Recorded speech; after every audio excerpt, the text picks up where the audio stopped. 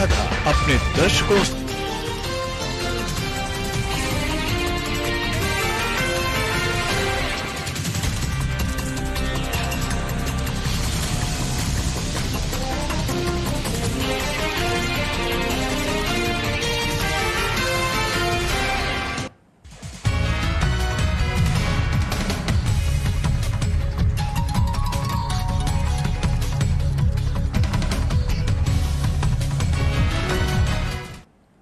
नमस्कार, बहुत स्वागत है आपका न्यूज अपडेट में। मैं हूं आपके साथ अमित शर्मा। शुरुआत करेंगे इस वक्त की बड़ी खबर के साथ। इस वक्त की बड़ी खबर आपको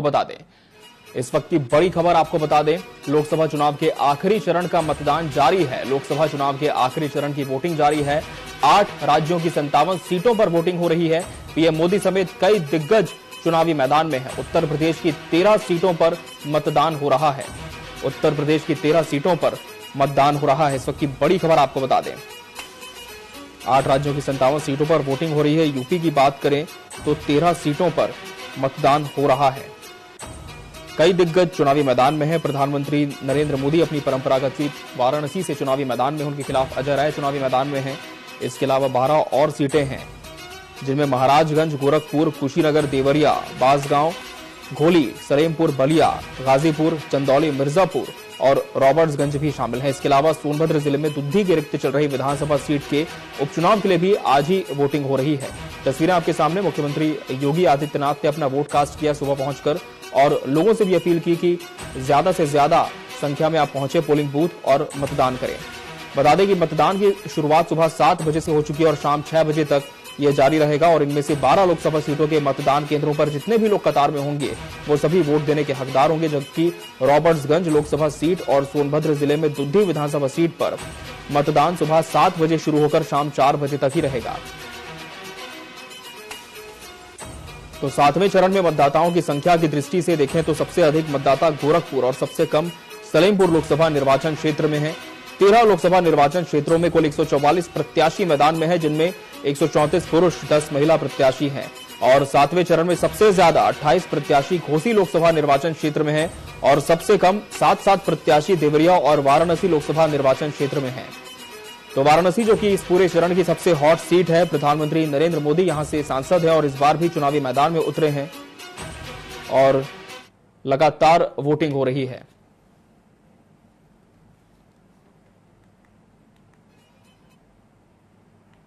तो उत्तर प्रदेश की 13 सीटों पर मतदान हो रहा है। सुबह से लगातार हम आपको पल पल की अपडेट्स इस पूरे लोकसभा चुनाव को लेकर देते आ रहे हैं और 6 चरण बीत चुके हैं। आज 7वां और अंतिम चरण है और इसके ठीक 3 दिन के बाद नतीजे भी आ जाएंगे। और हमारे साथ इस समय उत्तर प्रदेश स्टेट हेड शत्रुघ्न सिंह राठौर जी जुड़ चुके हैं। शत्रुघ्न जी, 7वां और अंतिम चरण काफी अहम चरण, 13 सीटों पर चुनाव की प्रक्रिया जारी है। सबसे खास जो नजर है वाराणसी पर होगी। किस तरह के समीकरण इस पूरे 7वें चरण में है और अभी तक जो मतदान प्रतिशत आया है इन 13 सीटों में वो क्या कहता है? देखिए, इस समय चुनाव जो है शुरुआत होके फर्स्ट चरण से लेकर 7वें चरण तक आ गया है। पहले चरण में और दूसरे चरण में जो इंडी गठबंधन है, जो विपक्ष है, वो थोड़ा सा कम एग्रेसिव था। वो ये नहीं कह रहे थे कि हमारी सरकार आएगी या हम 200-300 से ऊपर आ रहे हैं, लेकिन धीरे धीरे जैसे जैसे चुनाव आगे बढ़ा उन्होंने अपनी स्ट्रेटेजी चेंज की और उन्होंने आके लास्ट में आके 7वें चरण में, बल्कि 6वें चरण में वो लोग बोलने लगे कि हम लोग सरकार बना रहे हैं। इससे पहले उनके कोई भी नेता ये नहीं कह रहे थे हम सरकार बना रहे हैं। वो ये कह रहे थे कि भारतीय जनता पार्टी की 400 पार नहीं आएगी, वो ये बोल रहे थे। लेकिन जैसे जैसे 6वां चरण पार किया, 6वें चरण पे उन्होंने अपनी स्ट्रेटेजी चेंज की और अपने चुनाव को और एग्रेसिव बनाते हुए, अपने चुनाव प्रचार को एग्रेसिव बनाते हुए उन्होंने ये कहना शुरू कर दिया कि हम तो सरकार बना रहे हैं। अब जब उन्होंने ये कहना शुरू किया हम सरकार बना रहे हैं, तो भारतीय जनता पार्टी के जो वोटर हैं वो लोग कहीं ना कहीं थोड़े से साइलेंट हो गए। उन्होंने ये देखा कि कहीं ऐसा तो नहीं सचमुच में ये लोग सरकार बना रहे हो, तो उन्होंने अपना साइलेंट वो हो गए, बोलना कम कर दिया, उन्होंने बताना कम कर दिया।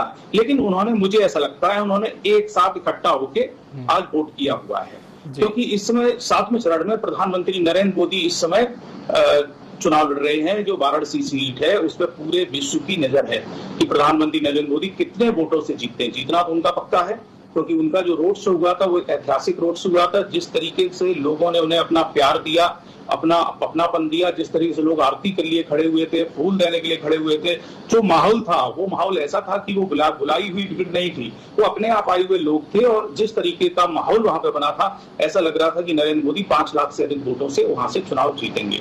ये वहां पे पक्का है। लेकिन वहां पे कांग्रेस के प्रदेश अध्यक्ष अजय राय चुनाव लड़ रहे हैं। उन्होंने भी एक कोशिश की है इंडी गठबंधन ने कि एक माहौल बनाया जाए कि मोदी जी को कहीं फंसाया जाए, लेकिन मोदी जी पूरे देश में इस समय प्रचार कर रहे थे, तो उन्होंने ज्यादा उस पर ध्यान नहीं दिया। उन्होंने अपनी स्ट्रैटेजी थी, जितना टाइम उनको देना था बनारस में उन्होंने उतना टाइम दिया।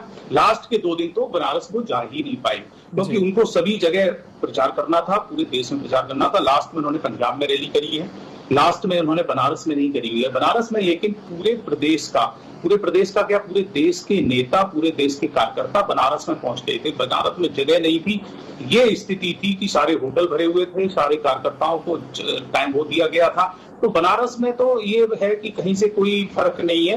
तो उसका फायदा नरेंद्र मोदी के बनारस के लड़ने का फायदा, जो चंदौली सीट है उस पर जो है महेंद्र नाथ पांडे जी हैं, जो केंद्रीय मंत्री हैं, उनको वहां पे उस चीज का फायदा मिला, क्योंकि 2 विधानसभा की सीट है जो वो बनारस में आती हैं। और बनारस में आने की वजह से 2 सीटों पे लोग जो वोट डालते हैं, वो बनारस के लोग वोट डालते हैं, वो मोदी जी को समझ के या मोदी जी को वोट डालते हैं। लेकिन वो चंदौली में आती है, महेंद्र नाथ पांडे को 2 सीटों पे उन पे अच्छी बढ़त मिलती है सिर्फ नरेंद्र मोदी जी की वजह से। तो चंदौली सीट पे इसीलिए महेंद्र नाथ पांडे जी का अच्छा प्लस पॉइंट है, क्योंकि वहीं पे आज चंदौली में भी वोटिंग हो रही है। और वहां पे एक राजपूत बिरादरी के पूर्व मंत्री है वीरेंद्र सिंह, उनको समाजवादी पार्टी ने उतारा है और उन्होंने बहुत अच्छी फाइट दे रखी है, क्योंकि कहीं ना कहीं पूरे प्रदेश में शुरू से एक माहौल बना कि राजपूत नाराज हैं। और करडी सेना के जो प्रदेश अध्यक्ष, राष्ट्रीय अध्यक्ष, इन्होंने भी पूरे उत्तर प्रदेश में प्रचार किया और एक माहौल बनाया कि राजपूत नाराज हैं। तो उसमें जो है कुछ राजपूत नाराज होके, या वहां पे जब उनका राजपूत ही कैंडिडेट है, तो हो सकता है कि एक टफ फाइट इसी वजह से बन गई वहां पर चंदौली में। लेकिन जो फायदा मिल रहा है वो नरेंद्र मोदी के लड़ने की वजह से 2 सीटों पे, 2 विधानसभा बिल्कुल बनारस में आती हैं, तो उनका कोई ज्यादा उन्हें नुकसान होने की संभावना नहीं है, क्योंकि नरेंद्र मोदी की वजह से चंदौली सीट सेफ है। फिर आ जाते हैं आप मिर्जापुर पे अनुप्रिया पटेल हैं, जो बीजेपी की सहयोगी संगठन है अपना दल ऐसे, वो उनकी राष्ट्रीय अध्यक्ष है, मंत्री भी हैं, वो चुनाव लड़ रही हैं। तो अनुप्रिया पटेल का अच्छा चुनाव लड़ा जा रहा है।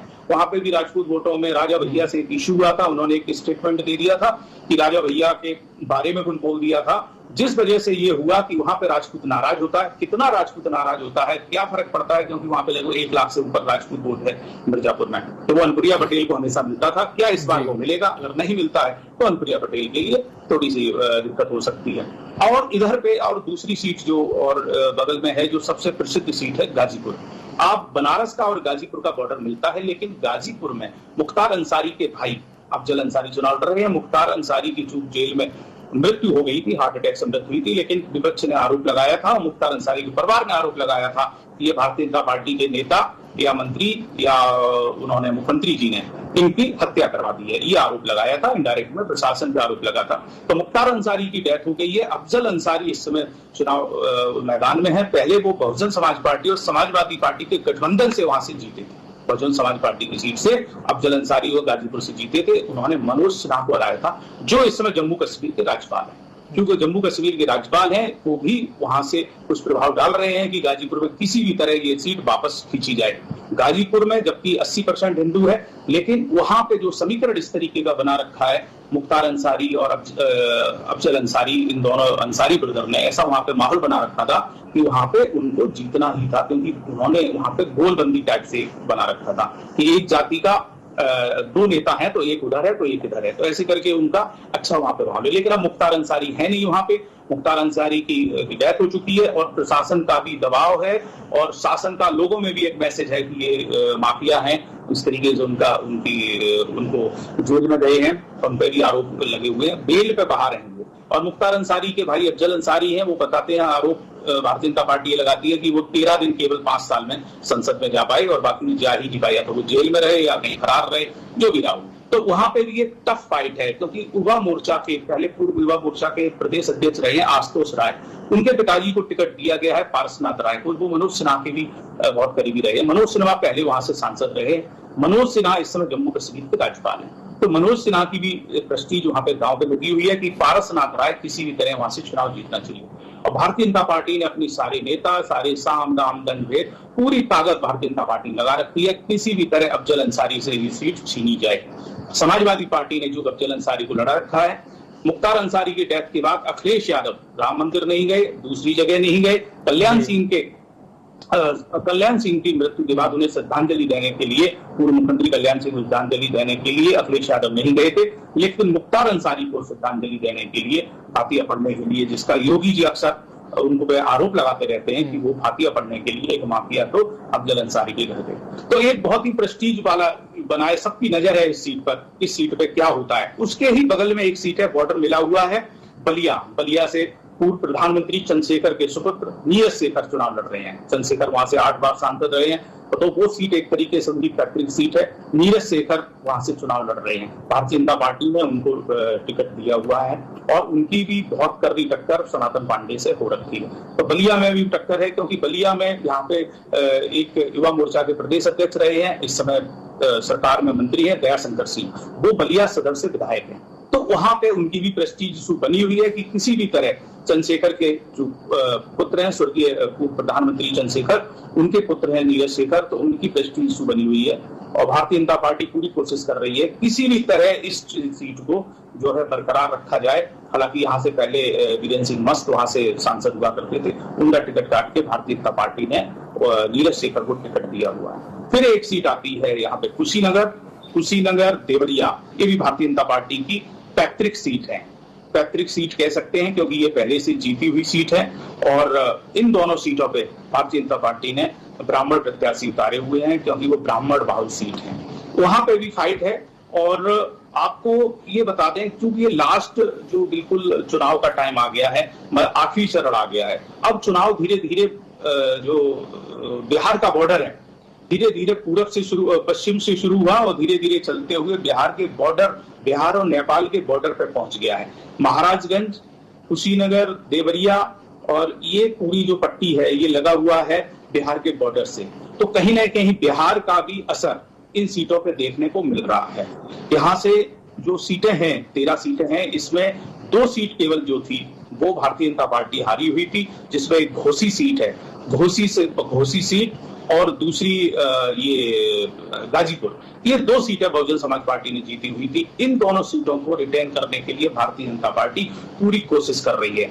9 सीट भारतीय जनता पार्टी पे थी, 2 सीट अपना दल एस के पास थी और 2 सीट बहुजन समाज पार्टी के पास थी। तो भारतीय जनता पार्टी ये कोशिश कर रही है किसी भी तरह ये 13 में 13 सीटों को रिटेन किया जाए, किसी भी तरह पूरी ताकत इस समय सारी पार्टियों ने लगा रखी है और भारतीय जनता पार्टी ये कोशिश कर रही है कि किसी भी तरह गाजीपुर को तो ले ही लिया जाए, क्योंकि इस समय जम्मू कश्मीर के राज्यपाल मनोज सिन्हा की इस समय प्रेस्टीज बनी हुई है और इस आखिरी चरण में नरेंद्र मोदी चुनाव लड़ रहे हैं। मोदी जी इस समय आध्यात्मिक उस पर गए हुए हैं, कन्याकुमारी में उसका असर देखने को इस चुनाव में मिलता है। यहाँ पे 13 सीटों पे पूरा चुनाव में एक एक नजर, एक एक पल की नजर नरेंद्र मोदी के ऊपर, मीडिया की भी है लेकिन जनता की भी है। अब ये देखना है कि किस तरीके से जो है क्या 4 तारीख को क्या निकल के आता है। बिल्कुल, पीएम मोदी ने 45 घंटे के ध्यान साधना का संकल्प लिया है और लगातार विपक्ष इस पर हमला भी बोल रहा है। फिलहाल देखना होगा कि 4 जून को जब नतीजे आएंगे तब कितना ये ध्यान साधना जो है वो कारगर साबित होती है और जो वोटर्स का रुझान है वो किस ओर करवट लेता है। शत्रुघ्न जी, आप हमसे जुड़े, इन 13 सीटों पर आपने विस्तृत विश्लेषण पेश किया, आपका बहुत बहुत धन्यवाद हमसे जुड़ने के लिए। तो ये थे UP state head Shatrughan Rathore ji, जिन्होंने जानकारी दी कि 13 सीटें काफी अहम है। वाराणसी की हम बात करें तो लगातार तीसरी बार पीएम मोदी सांसद के तौर पर यहां पर अपनी दावेदारी पेश कर रहे हैं, चुनाव लड़ रहे हैं, चुनावी मैदान में हैं। फिलहाल बढ़ते हैं आगे और रुक करते हैं कुछ और खबरों का। उत्तर प्रदेश के मुख्यमंत्री योगी आदित्यनाथ ने गोरखनाथ के मतदान केंद्र पर मतदान कर दिया है। गोरखपुर सीट पर भाजपा से रवि किशन और इनके बीच में मुकाबला है। योगी आदित्यनाथ ने कहा कि लोकतंत्र के महापर्व के अंतिम चरण में आज उत्तर प्रदेश की 13 सीटों पर मतदान जारी है। पिछले 2.5 महीने से ज्यादा समय से देश के अंदर आमजन की आकांक्षाओं को पूरा करने के लिए जनता जनार्दन की अपेक्षा के अनुरूप विभिन्न दलों ने जनता के सामने अपने अपने मुद्दे रखे हैं।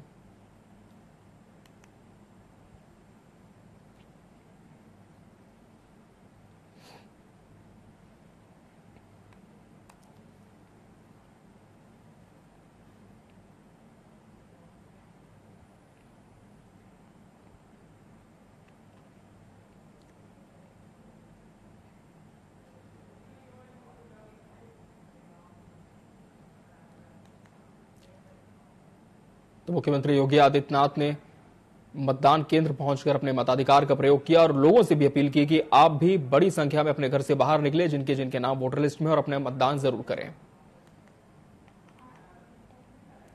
तो सीएम योगी आदित्यनाथ ने मतदान के बाद स्याही लगी हुई अपनी उंगली भी दिखाई और एक तरह से परिचय दिया कि मैंने अपना वोट कास्ट कर लिया है और अब आपकी बारी है। अगर आपने अपना वोट कास्ट नहीं किया है, आपके निर्वाचन क्षेत्र में मतदान हो रहा है, तो आप भी जरूर अपना वोट करें।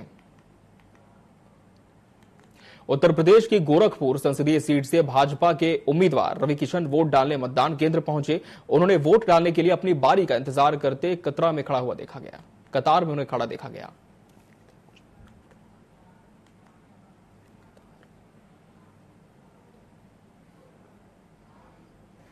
बहुत अच्छा। हाँ, विकसित भारत के लिए वोट किया है, राम राज्य को बरकरार रखने के लिए वोट किया है, भारत को विश्व गुरु और विकसित भारत और विराट भारत देखने के लिए वोट किया है। ये भारत कभी झुकेगा नहीं, उसके लिए वोट। कांग्रेस के प्रदेश अध्यक्ष और वाराणसी से इंडिया प्रत्याशी अजय राय सपरिवार मतदान केंद्र पहुंचे, जहां उन्होंने वोटिंग करने के बाद पीएम मोदी के ध्यान पर सवाल उठाया। उन्होंने कहा कि वाराणसी के दशाश्वमेध घाट या गंगा तट पर भी साधना की जा सकती है, लेकिन उन्होंने ऐसा नहीं किया। उन्होंने पीएम मोदी पर कटाक्ष करते हुए कहा कि इस बार प्रधानमंत्री का मुकाबला सांसद से है, उन्हें समझना होगा कि जनता का प्यार हमारे साथ है। आपको बता दें कि पीएम नरेंद्र मोदी इन दिनों कन्याकुमारी में विवेकानंद रॉक मेमोरियल में साधना कर रहे हैं और वहां वो 48 घंटे तक ध्यान साधना करेंगे, लेकिन उनके ध्यान साधना को लेकर सियासी घमासान मचा हुआ है।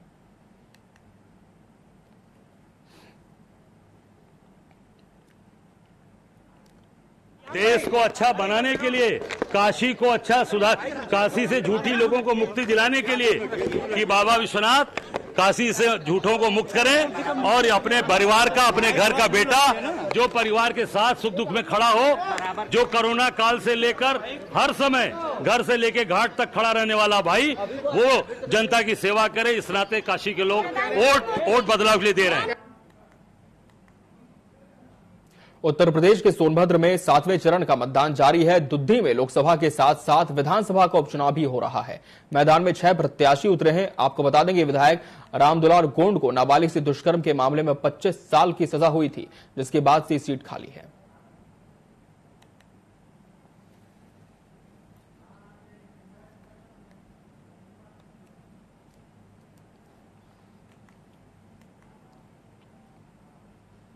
उत्तर प्रदेश सरकार के मंत्री ओम प्रकाश राजभर ने वोट डालने के बाद लोगों से खास अपील की। उन्होंने कहा कि मैं 7वें चरण के मतदाताओं से कहूंगा कि घर से निकलकर अपने वोट का इस्तेमाल करें, अपने भविष्य के लिए, अपने बच्चों के भविष्य के लिए मतदान करें। उन्होंने आगे कहा कि स्वास्थ्य, शिक्षा, रोजगार के लिए, नौकरी के लिए बाबा साहेब ने जो शक्ति आपको दी है, उस मताधिकार का इस्तेमाल करें। आपको बता दें कि शनिवार को 7वें और अंतिम चरण के मतदान के लिए राजनीतिक दलों के दिग्गज अपने अपने मत का प्रयोग कर रहे हैं। उत्तर प्रदेश में आखिरी चरण का मुकाबला है जो काफी दिलचस्प होने वाला है। खासकर वाराणसी, गोरखपुर समेत पूर्वांचल के कुछ हिस्सों में सियासी जंग काफी अहम मानी जा रही है। देखिए, हम जो 7वें चरण के मतदाता से बचे हुए हैं, हम उन मतदाताओं से कहूंगा कि घर से निकल करके और बूथ पर जाकर के अपने मताधिकार का प्रयोग करें, अपने भविष्य के लिए, अपने बच्चों के भविष्य के लिए। जो देश में माननीय नरेंद्र मोदी जी काम कर रहे हैं, आप अपने बिजली के बिल आपको न देना पड़े, इसके लिए आप मतदान जाके करिए। और आप अपने बेहतरी के लिए, शिक्षा के लिए, स्वास्थ्य के लिए, रोजगार के लिए, नौकरी के लिए, आप इसके लिए जो पावर बाबा साहब ने दिया है, उसका निकल करके बूथ पर जाके मतदान करें। लोकसभा चुनाव के 7वें और अंतिम चरण में देश के 8 राज्यों की 57 सीटों पर वोटिंग जारी है। इसी कड़ी में केंद्रीय मंत्री और मिर्जापुर लोकसभा सीट से अपना दल की उम्मीदवार अनुप्रिया पटेल ने मतदान केंद्र पहुंचकर वोट डाला। मतदान करने के बाद अनुप्रिया पटेल ने कहा कि उन्हें विश्वास है कि मिर्जापुर का आम निवासी एक बार फिर उन्हें अपने अमूल्य वोट का आशीर्वाद देगा। वहीं पंजाब से राज्यसभा सांसद संजीव अरोड़ा ने मतदान कर लोगों से मतदान कर अपने हक का इस्तेमाल करने की अपील की। उन्होंने अपने परिवार के साथ अपने मताधिकार का प्रयोग किया।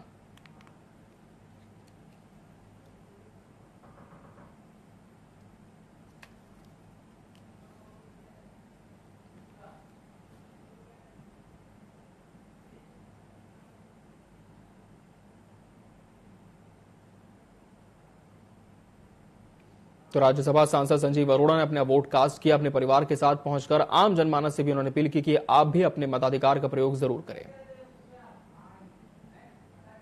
मैनू बड़ी खुशी हो रही है कि बड़ा पीसफुली ये जिहड़ा हैगा वोटिंग का प्रोसैस हो रहा और मैनू देख के होर भी खुशी हो रही कि सवेरे सवेरे लाइनां लगियां हुई हैं और लोग निकल रहे। मैं सारे पंजाबियों को गुजारिश करूंगा, हाथ जोड़ के गुजारिश है कि आओ वोट पाओ, मैक्सीमम परसेंटेज होवे वोट दी। और पंजाब विच मैं उम्मीद करदा इंडिया जिथे 60-62% एवरेज चल रही है, आपां 70% का मिनिमम वोटिंग करें।